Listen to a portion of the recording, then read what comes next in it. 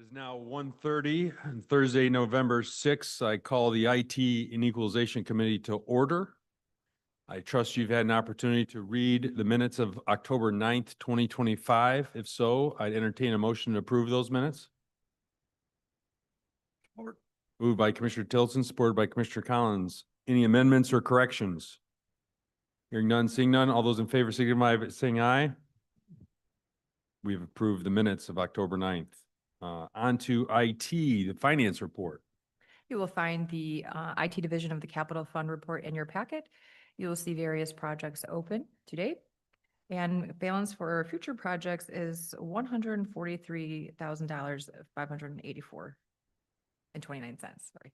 If there's any questions, I will attempt to answer them. Any questions of the finance report? Seeing none, moving along to the IT report. Director Ricker. Good afternoon. The only item to give a small update on is with our 2025 computer replacement project, which has a budget just over $10,000 right now. We still have it in our plan to purchase additional computer replacements from this project by the end of this month. Once that's done, then that project will be pretty much ready to finish up. Other than that, we are handling our day-to-day work and looking at our roadmap for 2026. That's it. Any questions of the IT report? Hearing none, seeing none. Moved along to communications as Director Jennifer moves to a wonderful desk to give the report. Jennifer. Thank you. The digital communications report is in your packet. To cover just a few highlights, our website visits over the last month were nearly 30,000. Those continue to go up every month. On social media, on our main Lenawee County accounts, of which we have 6, we have over 14,000 followers now. We did see a dramatic increase in performance metrics this month, and those are in your packet. Impressions went up 516%.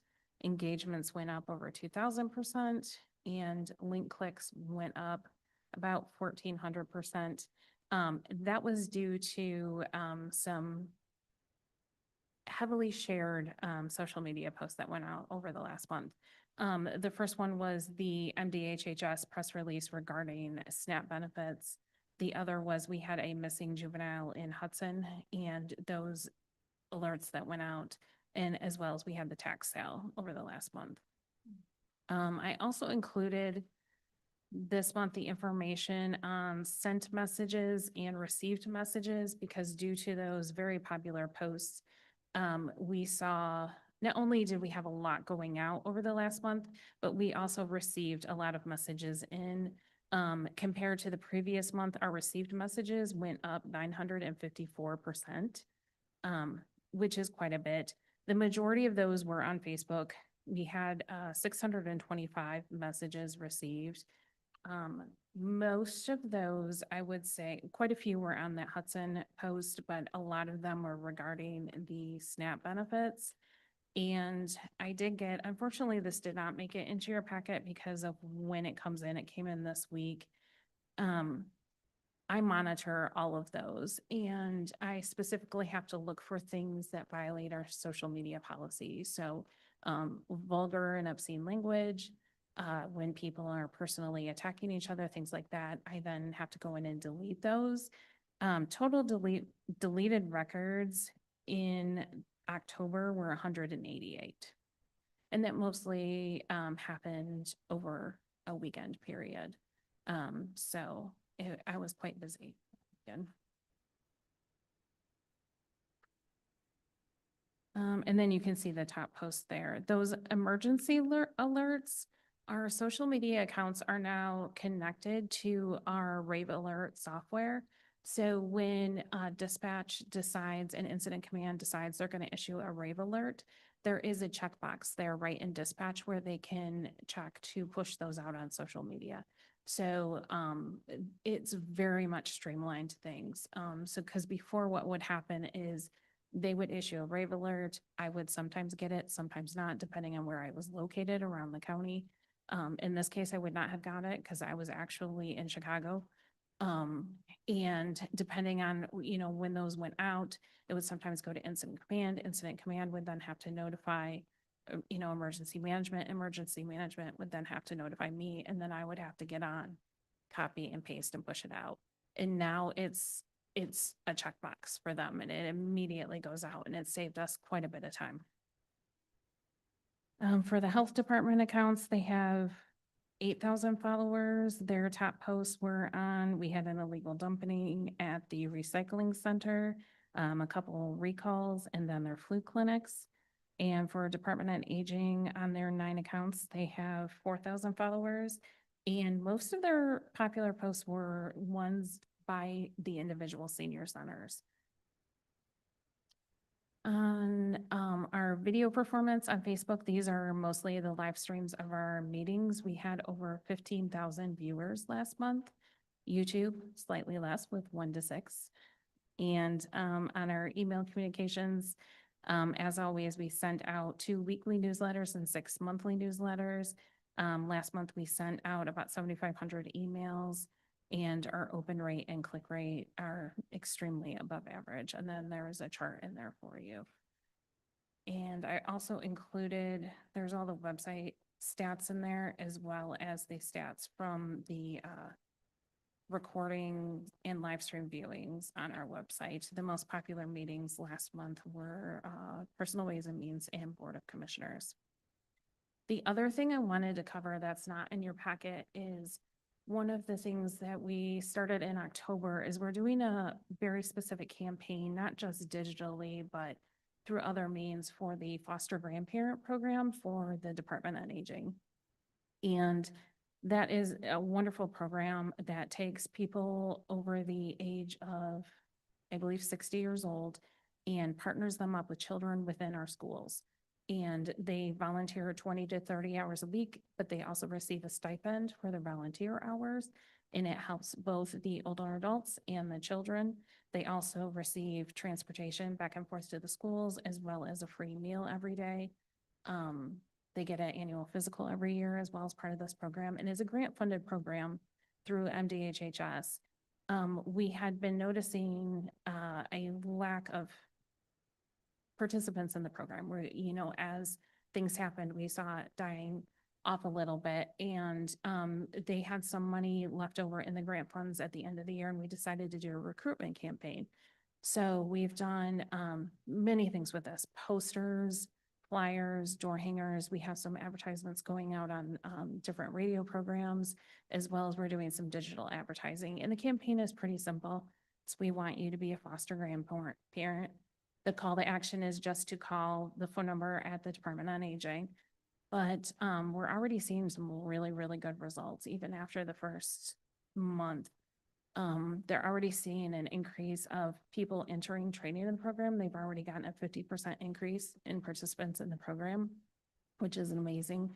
And I'm looking forward to, at the end of the year, finding out, how we did completely. It's going to run until the end of 2025. And so in January, I should be able to give you final results. But it's a very limited budget, but it just shows when we're able to even take a small amount of money and market the programs and services that we do have here, the impact that it can have.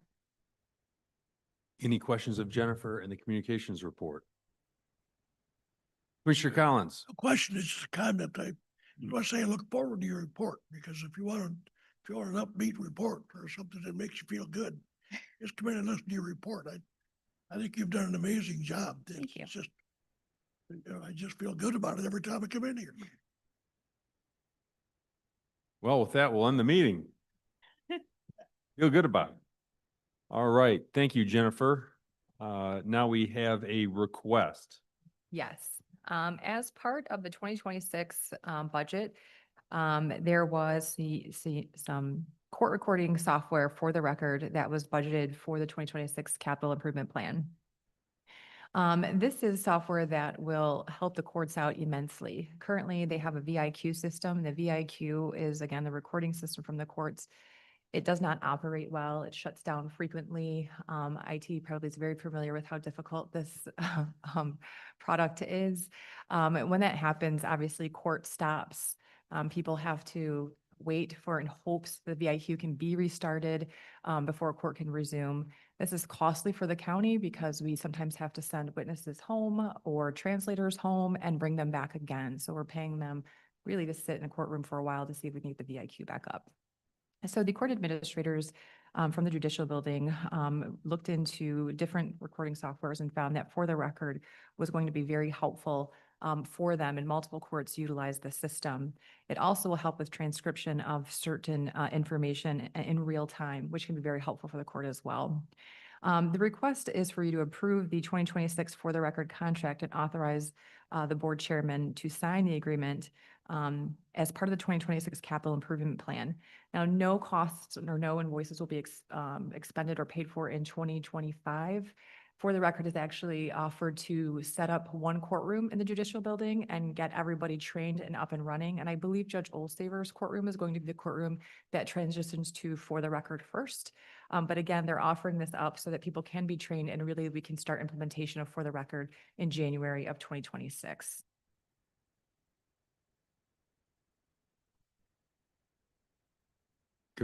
Commissioner Collins? What was the budget amount for next year? The budget amount was $73,722.96.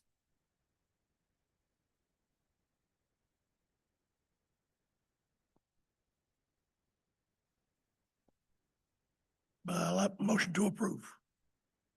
Motion by Commissioner Collins, supported by Commissioner Tillotson. Any discussion? Mr. Tillotson? That's money that's already earmarked. That is correct. It was earmarked in the 2026 capital plan. Any other questions? Hearing none, seeing none. All those in favor signify by saying aye. Aye. Those same sign, motion carries. Now on to equalization report. Do we have equalization? Administrator Murphy. I can take that. Our equalization director and some of her staff are at training today, so she did provide a report that is in your packet. They are continuing to do their studies, meeting some of the deadlines that are required by the state. Of particular interest to the public may be that second or third paragraph there that says tax bills. We always look forward to seeing those.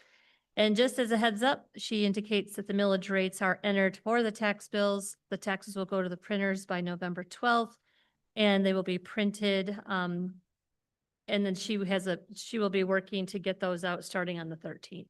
So our residents can start expecting to get those tax bills in the mail soon. Other than that, that's the report. I had to counter Jen's report a little bit. Yeah, that was a downer to our residents a little bit. But we'll try to use those funds as efficiently as possible. So any questions of the equalization report? Hearing none, seeing none. Any other business? Any other business before us today? None. We will move on to public comment. Is there any public comment? Is there any public comment? Hearing none, seeing none, I'd entertain a motion to adjourn. So moved. Motion by Commissioner Collins, supported by Commissioner Tillotson. All those in favor signify by saying aye. Those same sign. We are adjourned.